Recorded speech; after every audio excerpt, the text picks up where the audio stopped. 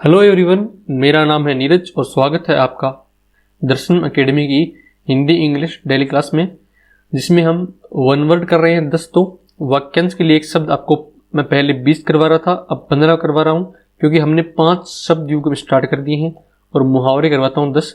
तो काफ़ी सारे जो वोकेब आपका तैयार हो रहा है साथ साथ में। तो अगर अब तक आप हमारे साथ नहीं जुड़े हो तो अब से आप क्लास लेना स्टार्ट कर दीजिए। हमारी ये 24वीं क्लास है, अब तक हम 23 क्लास ले चुके हैं। और अगर आपको कंटेंट का मैटर देखना हो तो आप हमारे टेलीग्राम चैनल पर रोज इसकी पीडीएफ मिल जाती है।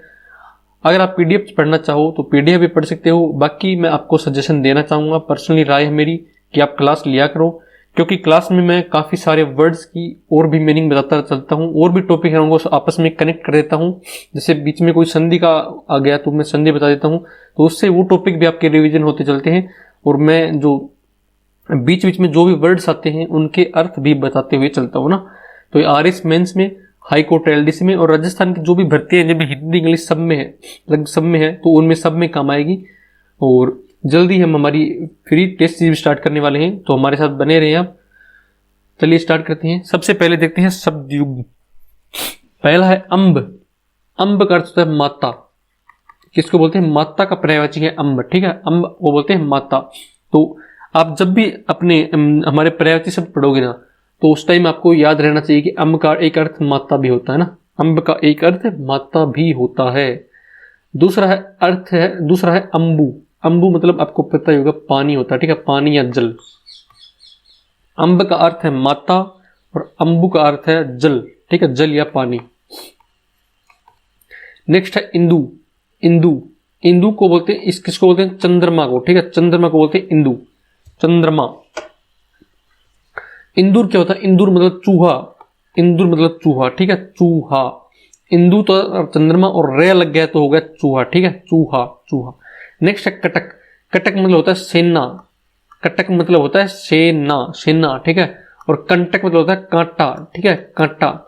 कंटक मतलब होता है कांटा। भाई कटक जो ना, कटक सेना जो है ना, कांटों से चलती हुई, कांटों से को भी पार कर देती है ना। कटक सेना कांटों को भी पार कर देती है, ठीक है, कांटों को भी पार कर देती है। और कांटा किससे कनेक्ट करेंगे हम? तो कटक का जो दूसरा, अब देखो कटक को तो कंटक से आप कनेक्ट कर लोगे कि भाई कटक के साथ में आएगा कंटक हमेशा ना। तो इन दोनों को कनेक्ट कर लो आपस में कि कटक के साथ आएगा कंटक और सेना किसको पार करती है? कांटों को, ठीक है। सेना किसको पार करती है? कांटों को ना। तो इतना आप याद कर लोगे ना कि सेना कांटों को पार कर देती है ना, तो अपने आप याद आ जाएगा भाई सेना तो होता है कटक और कांटा हो गया कंटक, ठीक है। दोनों को आपस में कनेक्ट करना है। नेक्स्ट है चर्म। आपने ये बहुत बार देखा होगा, चर्म रोग विशेषज्ञ यहीं पे लिखा रहता है। कहीं भी डॉक्टर के पास आप जाओ तो चर्म क्या होता है? स्किन, ठीक है, स्किन होती है। स्किन को क्या बोलते हैं? त्वचा बोलते हैं, खाल बोलते हैं, ठीक है, खाल बोलते हैं ना। नेक्स्ट है चरम क्या होता है? अंतिम, ठीक है, अंतिम, ठीक है, अंतिम। चरम तो होता है त्वचा, क्योंकि आप कैसे याद रखोगे इसको? भाई आप कहीं पे भी हॉस्पिटल वगैरह में जाओ स्किन वाले रोग डॉक्टर के पास, तो वहां पे आपको यही दिखेगा ना, चर्म रोग विशेषज्ञ है ना। तो उससे अंदाजा लगाओगे भाई चर्म रोग विशेषज्ञ किसका होगा? त्वचा का होगा, है ना। तो त्वचा या खाल, और चरम होता है अंतिम। नेक्स्ट तम होता है अंधकार, ठीक है, तम होता है अंधकार। और अंधकार किस में होता है? रात्रि में। अंधकार किस में होता है? रात्रि में। तमा मतलब रात्रि, ठीक है, तमा मतलब रात्रि। तम होता है अंधकार और अंधकार किस में होता है? रात्रि में, तो तमा मतलब रात्रि, ठीक है। तम होता है अंधकार और अंधकार किस में होता है? रात्रि में, तो रात्रि किसका मतलब होगा? तमा मतलब, ठीक है। वापस एक बार इनका रिवीजन कर लेते हैं। अम्ब मतलब माता। आप मेरे साथ बोलते रहिए, मन में बोलते रहिए, या फिर वैसे आप अगर बोल पाओ तो वैसे बोल लीजिए। अम्बु मतलब जल या पानी। इंदु मतलब चंद्रमा। इंदुर मतलब चूहा। कटक मतलब सेना किसको पार कर देती है? कांटों को, ठीक है। कांटा किस में होता है? कंटक, ठीक है। कटक मतलब सेना और सेना किसको पार कर देती है? कांटों को, ठीक है, कांटा हो गया कंटक। आप ऐसे भी याद रख सकते हो इसको दोनों को। अगर आपको दोनों का अर्थ पता है और दोनों में कंफ्यूजन हो रहा है तो ऐसे याद रख लेना, इसमें भी अनुस्वार आ रहा है और इसमें अनुस्वार नहीं, मतलब चंद्र बिंदु आ रहा है, ठीक है।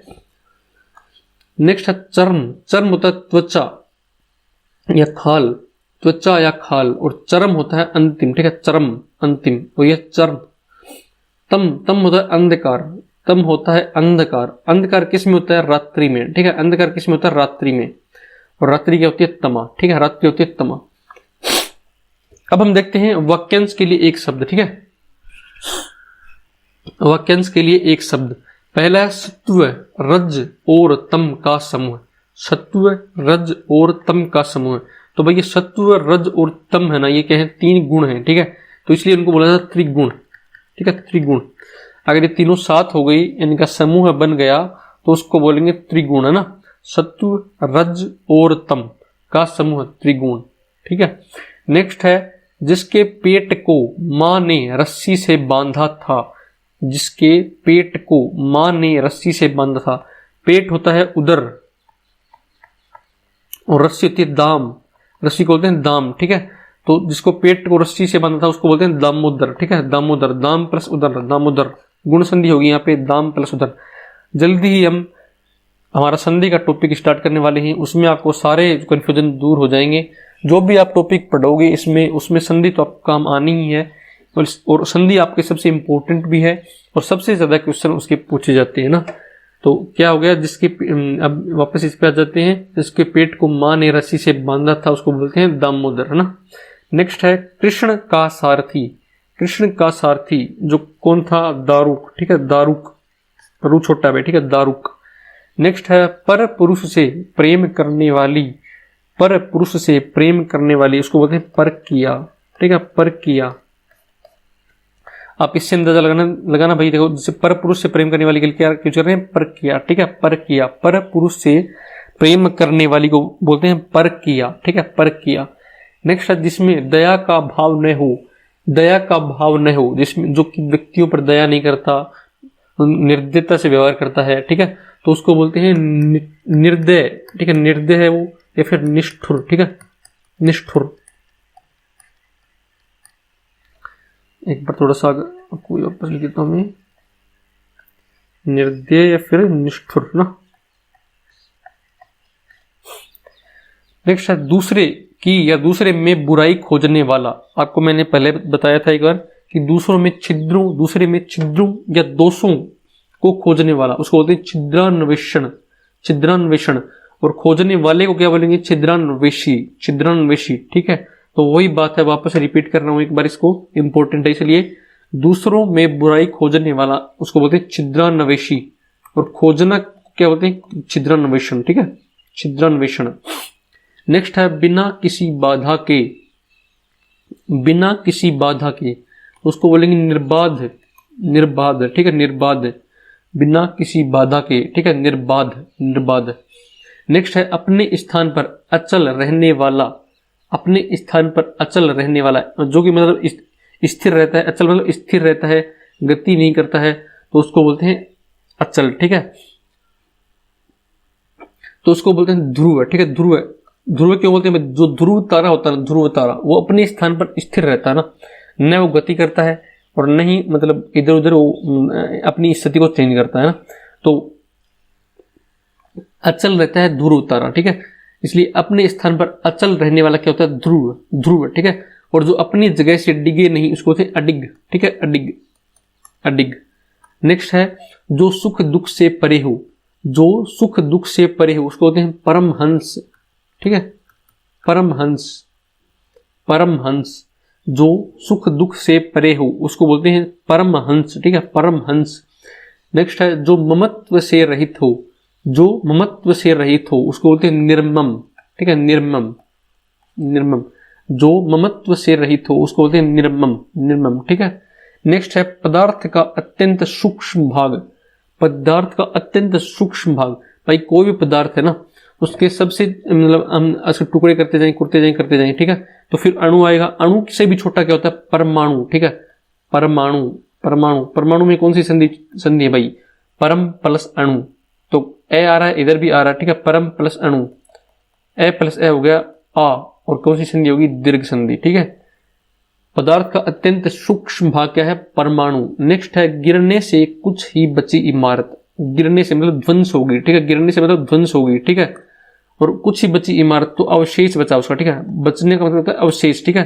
तो ध्वंस प्लस अवशेष क्या होगा, ध्वंसावशेष, ठीक है। ध्वंसावशेष, ध्वंस प्लस अवशेष, तो दीर्घ संधि होगी, ए आ गया, इधर भी ए आ गया, ठीक है। ए प्लस ए क्या हो गया, आ, तो क्या बन गया, ध्वंसावशेष, ठीक है। ध्वंसावशेष, यहाँ पे वह के ऊपर है ध्वंसावशेष, ठीक है।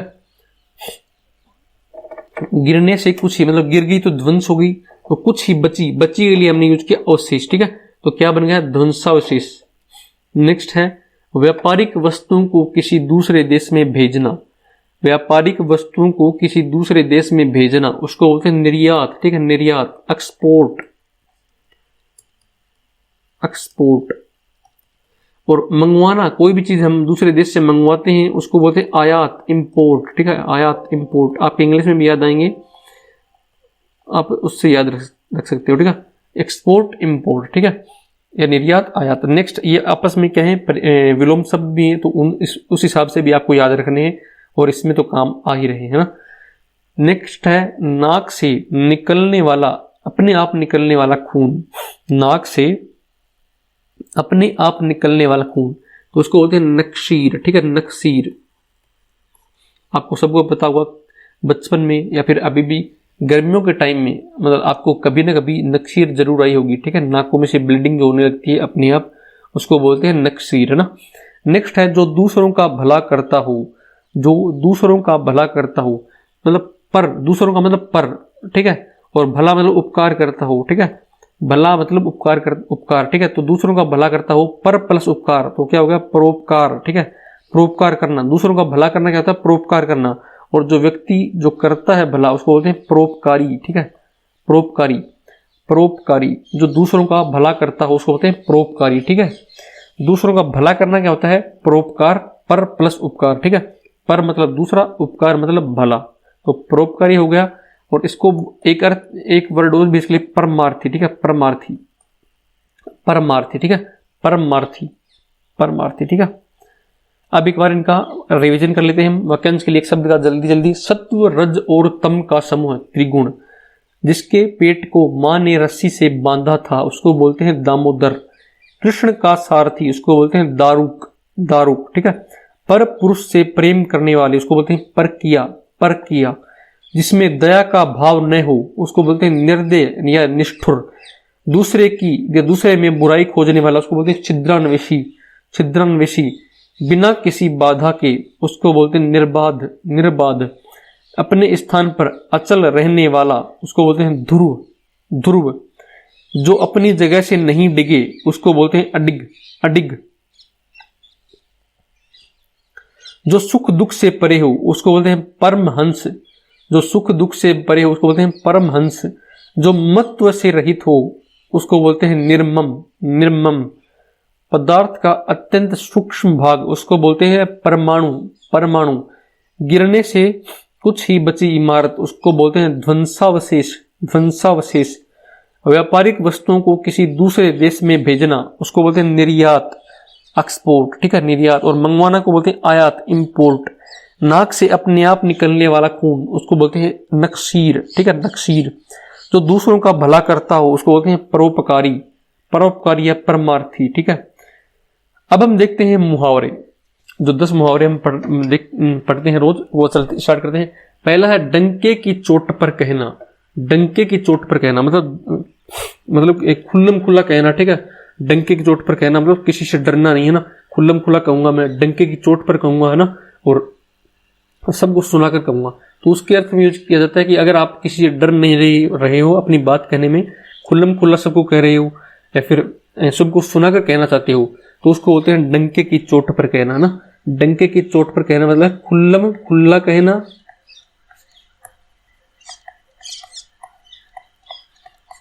या सबको सुनाकर कहना, ठीक है, सबको सुनाकर कहना। नेक्स्ट है दाना पानी उठना।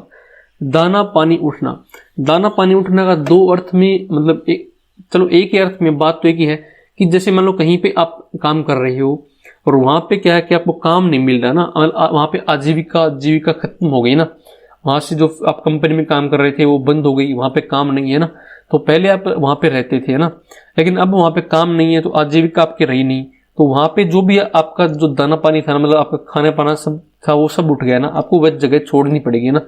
इसके लिए यूज किया जाता है दाना पानी उठना ना। किसी स्थान पर आजीविका खत्म होने से वहां रहने का संबंध टूट जाना,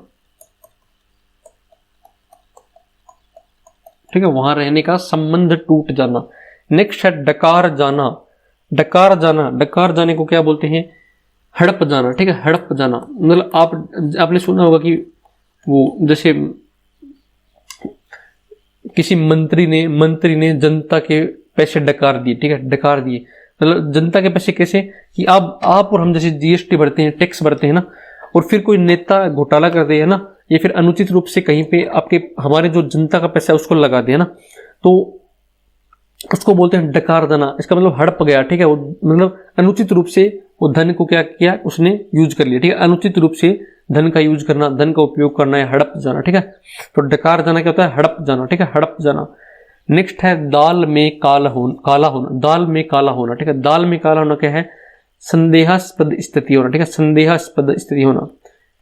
कैसे बोलेंगे भाई कि भाई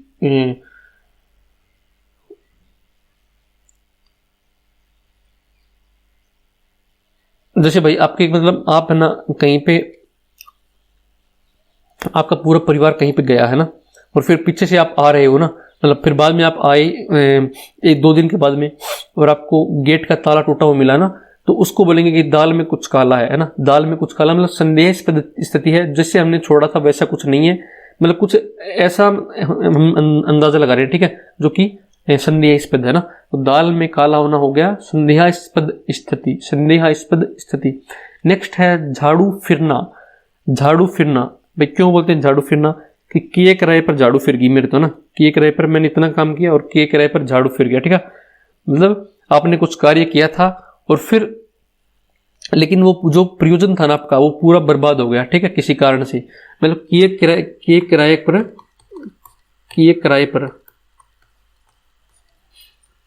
का नष्ट होना या बड़ा नुकसान होना, ठीक है, बड़ा नुकसान होना। जैसे कि जैसे आपने एग्जाम पास करने के लिए बहुत तैयारी की थी ना, आप 2 साल से लगे हुए थे, और फिर आप एग्जाम देने जा रहे थे, उस टाइम आपका एक्सीडेंट हो गया और आप एग्जाम नहीं दे पाए ना, तो वो हो गया कि पूरी मेहनत पर झाड़ू फिर गई, ठीक है, मतलब किया कराया था ना जो भी उसका पूरा नष्ट हो गया और बहुत बड़ा नुकसान हो गया आपका ना। नेक्स्ट है जान पर खेलना। जान पर खेलना का अर्थ है प्राण संकट में डालना, प्राण संकट में डालना, प्राण संकट में डालना। नेक्स्ट है टका सा जवाब देना। टका सा जवाब देना का अर्थ है साफ इनकार करना, साफ इनकार करना।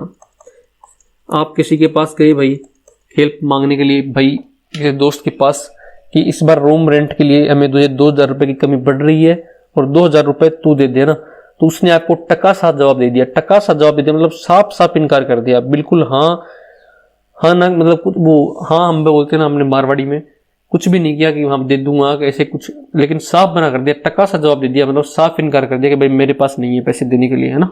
तो टका सा जवाब देना क्या हो गया? साफ इनकार करना। नेक्स्ट है जान में जान आना। जान में जान आना का अर्थ है तसल्ली होना। भाई आप जैसे आपको कोई परिवारजन और कोई मतलब मान लो आपका कोई छोटा बच्चा हो गया ना, छोटा बच्चा था और कोई शादी ब्याह का माहौल था और बीच में कहीं पर निकल गया ना, और फिर आप ढूंढते जा रहे हो 2 घंटे से और वो घर में बैठा टीवी देख रहा है ना, तो फिर जब आप उसको देखोगे तो उसमें बोलोगे, उसके लिए बोलोगे कि भाई अब जान में जान आई है, मतलब अब तसल्ली हुई है, अब जान में जान आई है, तो मतलब अब तसल्ली हुई है, ठीक है, तसल्ली होना। जान में जाना करता तसल्ली होना। इतनी देर से आप कितने बुरे बुरे विचार आ रहे होंगे आपको ना, लेकिन जब आप उसको देखोगे तब आपकी जान में जान आएगी, मतलब आपको तसल्ली होगी, ठीक है। नेक्स्ट है छठी का दूध याद दिलाना। छठी का दूध याद दिलाना, ये तो काफी बार यूज करते रहते हैं हम। छठी का दूध याद दिलाना का अर्थ है कि बहुत परेशान करना या प्राण संकट में डाल देना, संकट में डाल देना, संकट में डाल देना, संकट में डाल देना, या इतना दुख देना।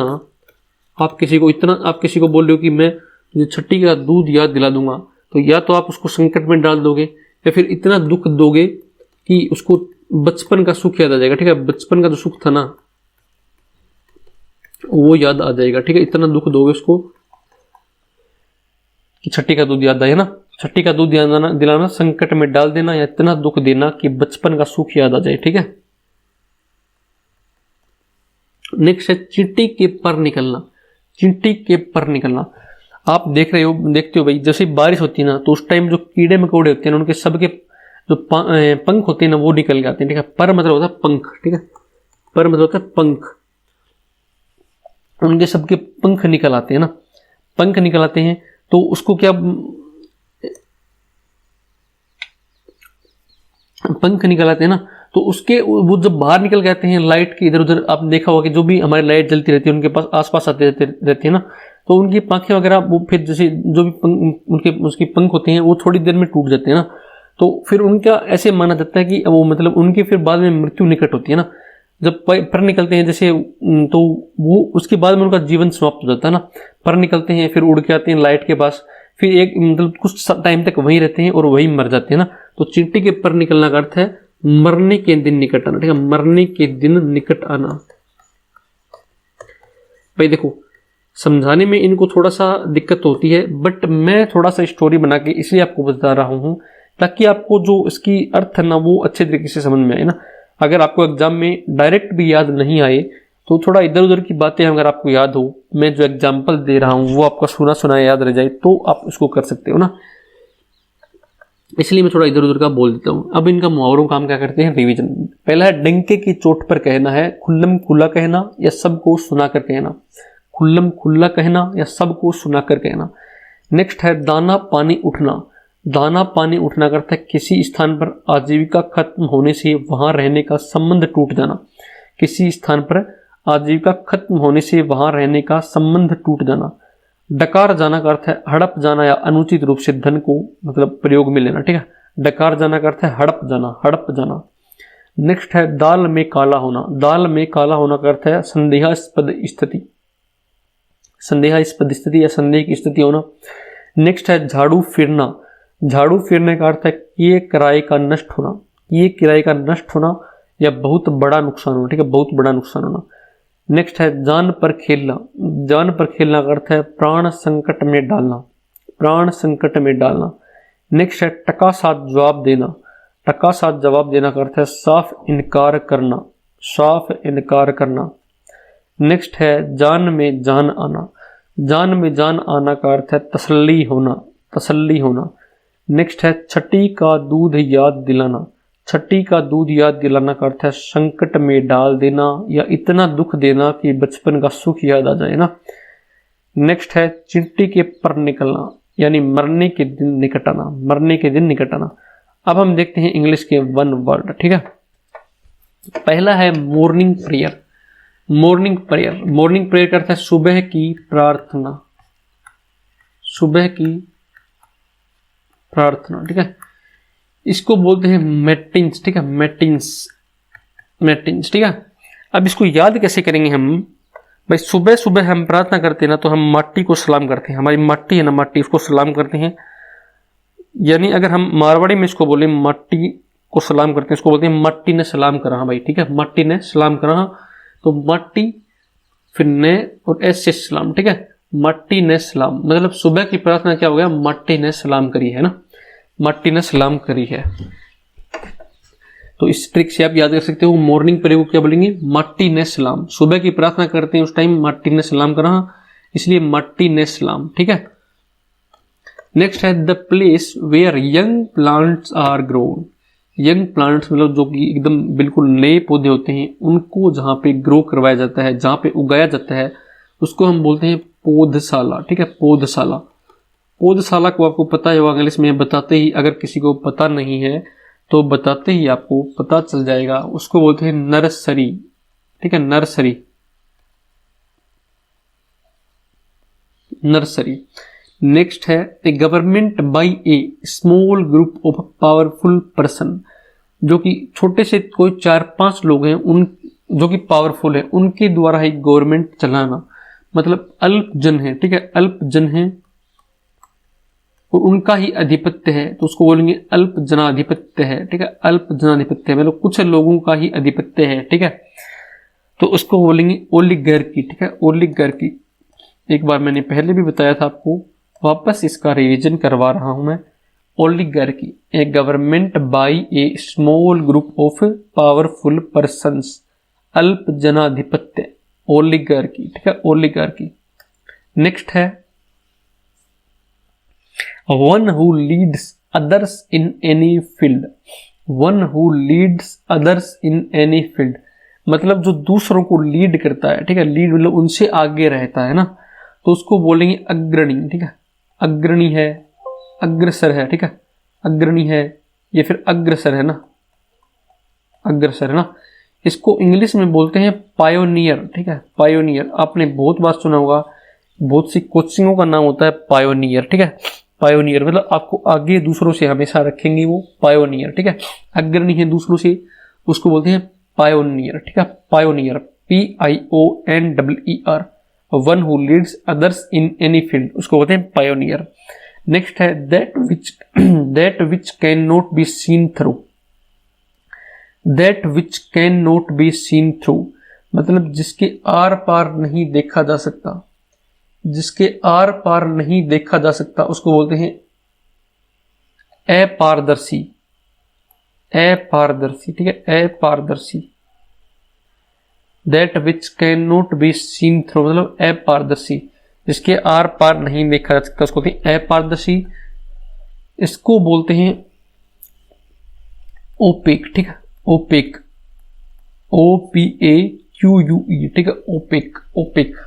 That which can not be seen through मतलब जिसके आर पार नहीं देखा जा सकता, उसको बोलते हैं अपारदर्शी, इंग्लिश में उसको बोलते हैं ओपेक, ठीक है, ओपेक। नेक्स्ट है that which can be seen through, मतलब ये उसका उल्टा है, यहाँ पे तक can not be seen through मतलब उसके माध्यम से नहीं देखा जा सकता, और that which can be seen through मतलब जिसके माध्यम से देखा जा सकता है, उसको बोलते हैं पारदर्शी, या फिर इसको ऐसे भी बोल देते हैं दैट अलाउज द पैसेज और rays of light, passage of rays of light होगा शायद, passage of rays of light, passage of rays of light मतलब पैसेज होता है एक मतलब समूह है, ठीक है, रेज ऑफ लाइट मतलब जो लाइट की जो किरणें होती है उनका एक समूह होना, उसको क्या हो आर अलाउ करे, ठीक है, जाने के लिए अलाउ करे, उसको बोलेंगे पारदर्शी, ठीक है, पारदर्शी। हिंदी में इसको बोल के बताना पड़ता है भाई, हिंदी मीडियम के भी बहुत विद्यार्थी होते हैं, उनको इंग्लिश थोड़ी कम आती है, तो उनको सारे हिंदी से बताने पड़ते हैं इस तरीके से, और उनकी गलती नहीं है, मैं उसको कुछ भी नहीं कह रहा, क्योंकि भाई मैं भी खुद हिंदी मीडियम से पढ़ा हुआ हूँ, तो वो कोई दिक्कत नहीं है। That which can be seen through या that allows the passage of rays of light मतलब जिससे किरणें गुजर सके लाइट की, या फिर जो कि लाइट को क्या करता है अलाउ करता है ना, या फिर जिसके आर पार देखा जा सकता है, उसको बोलते हैं पारदर्शी। इसका तो पता ही होगा आपको, उसको बोलते हैं ट्रांसपेरेंट, ठीक है, ट्रांसपेरेंट।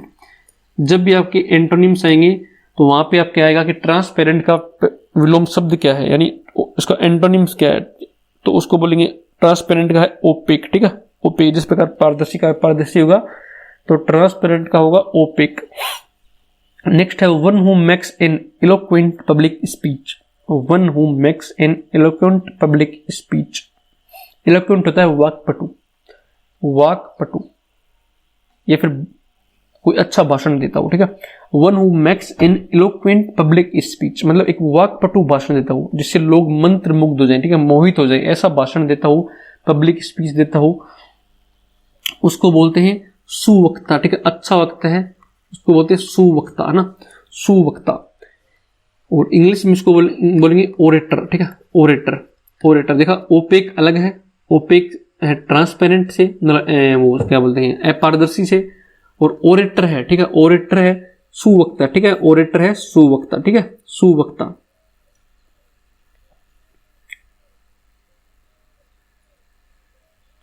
इसको कैसे याद रखेंगे भाई, देखो one who makes an eloquent public speech मतलब अच्छा भाषण देगा ना, है ना, वाक्पटु भाषण देगा वो रट के आएगा, ठीक है, पूरा रट के आएगा, उसको सोच समझने की जरूरत नहीं होगी, यहाँ पे पूरा का पूरा रट के आएगा, ठीक है। क्या आएगा? रट के आएगा ना, रटो, इसको रटो, ठीक है, रटो। रटोगे तो क्या होगा? एक वाक्पटु आप इलोक्वेंट स्पीच दे पाओगे ना। किसी भाषण को आप रट के आओगे ना तो आप इलोक्वेंट स्पीच, अच्छा एक स्पीच जो वाक्पटु भाषण होता है ना वो देख पाओगे। कैसे? रट के, ठीक है। तो रटो से क्या हो गया? ओरेटर, ठीक है, ओरेटर, ओरेटर, ओ रटो, ठीक है, ओ रटोर है, ओ रटोर है, ठीक है, ओ रटोर है, क्या हो गया? मतलब ओरेटर, ठीक है, ओरेटर। जो रटेगा वो अच्छा भाषण देगा, उसको बोलेंगे ओरेटर। नेक्स्ट है मैरिज। मैरिज को क्या बोलते हैं? विवाह। इसके लिए एक वर्ड और भी यूज होता है, मैट्रीमोनी, ठीक है, मैट्रीमोनी, मैट्रीमोनी आपने बहुत बार देखा भी होगा, ठीक है, मैट्रीमोनी। नेक्स्ट है something kept to remember, place और event. Something kept to remember, kept मतलब रखा जाता है, कुछ चीजें रखी जाती हैं, टू रिमेंबर याद रखने के लिए, किसी प्लेस कोई जगह और इवेंट किसी घटना को, मतलब किसी घटना किसी स्थान या किसी स्थान को या किसी घटना को याद रखने के लिए कुछ चीजें अगर रखी जाए तो उसको बोलेंगे निशानी, ठीक है, निशानी। मतलब आप कहीं पे गए थे किसी इवेंट में, ठीक है, और उसको याद रखने के लिए आपने कोई वहां की चीज रख ली, उसको बोलेंगे निशानी, ठीक है। निशानी को इंग्लिश में बोलते हैं मोमेंटो, ठीक है, मोमेंटो, मोमेंटो, ठीक है, मोमेंटो। मोमेंटोस को कैसे याद रखेंगे भाई? जो उस क्षण की, जो आपने जो या प्लेस देखा था वहां पे, या फिर जो इवेंट देखा था उस क्षण की आपने क्या किया था, उस मोमेंट की, क्षण होता है मोमेंट, ठीक है, उस मोमेंट की आपने कुछ चीजें रख ली, ठीक है, उस मोमेंट की आपने कुछ चीजें रख ली जो कि होती है मोमेंटो, ठीक है, मोमेंटो। क्या वापस क्या कैसे याद रखेंगे इसको? कि जिस चीज को आप याद रखना चाहते हो ना, स्थान को, प्लेस को या फिर इवेंट को, उस स्थान की या घटना की आपने कुछ, उस मोमेंट की जो आपने याद किया, उस मोमेंट की कुछ चीजें आपने रख ली, तो उस मोमेंट से बन गया मोमेंटो, ठीक है। नेक्स्ट है one who entirely depends on another. One who entirely, entirely मतलब संपूर्ण रूप से, पूर्ण रूप से, डिपेंड्स ऑन अनदर मतलब जो दूसरों पर निर्भर है पूरी तरीके से, उसको बोलते हैं परजीवी। पर मतलब दूसरों पे, जीवी मतलब जीवित रहना, ठीक है, दूसरों पर ही निर्भर रह के जीवित रहना, परजीवी। इसको बोलते हैं पैरासाइट, ठीक है, पैरासाइट, पैरासाइट। और ये आपके बहुत बार आएगा, साइंस में भी आएगा और जगह पे भी आपको सुनते रहते हो इसको, तो इसको याद करने की जरूरत नहीं है। इसको बोलते हैं पैरासाइट। पहला है मॉर्निंग प्रेयर, सुबह की प्रार्थना। सुबह करते हैं माटी ने सलाम, तो माटी ने सलाम, ठीक है, माटी ने सलाम तो हो गया matins. The place where young plants are grown, उसको बोलते हैं पौधशाला यानी nursery. A government by a small group of powerful persons, उसको बोलते हैं अल्प जनाधिपत्य यानी ओलिगर्की, ओलिगर्की। नेक्स्ट है one who leads others in any field, one who leads others in any field, उसको बोलते हैं अग्रणी या अग्रसर यानी पायोनियर, ठीक है, पायोनियर, पायोनियर। नेक्स्ट है that which can not be seen through, that which can not be seen through मतलब जिसके आर पार नहीं देखा जा सकता, उसको बोलते हैं अपारदर्शी, ओपेक, ठीक है, ओपेक, अपारदर्शी, ओपेक। नेक्स्ट है that which can be seen through मतलब जिसके आर पार देखा जा सकता है, या that allows the passage of rays of light, या फिर जो कि प्रकाश की किरणों का जो पैसेज होता है, पैसेज मतलब समूह, ग्रुप, उसको अलाउ करता है, उसको बोलते हैं पारदर्शी, ठीक है, पारदर्शी यानी ट्रांसपेरेंट, ठीक है, ट्रांसपेरेंट। नेक्स्ट है one who makes an eloquent public speech, one who makes an eloquent public speech यानी वाक्पटु भाषण देता हो, उसको बोलते हैं सुवक्ता यानी ओरेटर, ठीक है, सुवक्ता। सुवक्ता कैसे होगा? अगर वो रट के आएगा तो ओ रटोर है, ठीक है, ओ रटोर है, मतलब रटके को अगर आएगा ना तो क्या होगा? सुवक्ता होगा। तो इससे क्या हो गया? रटो से क्या हो गया? ओरेटर, ठीक है, ओरेटर। नेक्स्ट है मैरिज, मैरिज को बोलते हैं विवाह यानी मैट्रिमोनी, ठीक है, मैट्रिमोनी। नेक्स्ट है something kept to remember, place और इवेंट, प्लेस और इवेंट मतलब किसी स्थान को या किसी घटना को याद रखने के लिए हम कुछ रखें, यानी उस मोमेंट का, उस क्षण का कुछ रखें, तो उसको बोलेंगे निशानी यानी मोमेंटो, ठीक है, मोमेंट से बन गया memento. One who entirely depends on another जो कि पूरे तरीके से दूसरों पर निर्भर है, उसको बोलते हैं परजीवी यानी पैरासाइट, ठीक है, परजीवी यानी पैरासाइट, ठीक है, पैरासाइट। थैंक यू एवरीवन हमारा वीडियो देखने के लिए। अगस्त महीने का जो करंट अफेयर है वो भी हम हमारे चैनल पर प्रोवाइड करवा रहे हैं। अब तक तीन पार्ट बन चुके हैं इसके, एक इंटरनेशनल का, एक नेशनल का यानी भारत के करंट अफेयर का, और एक राजस्थान का करंट अफेयर का।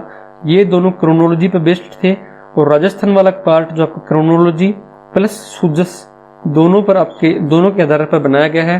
तो आप बेझिझक आप उसको देखो, बहुत ही शानदार कंटेंट आपको प्रोवाइड करवाया है।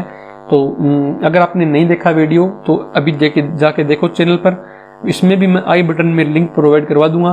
तो थैंक यू एवरीवन हमारा वीडियो देखने के लिए, और चैनल को जरूर सब्सक्राइब करो, वीडियो को लाइक करो एंड अपने दोस्तों के साथ शेयर करो। Thank you.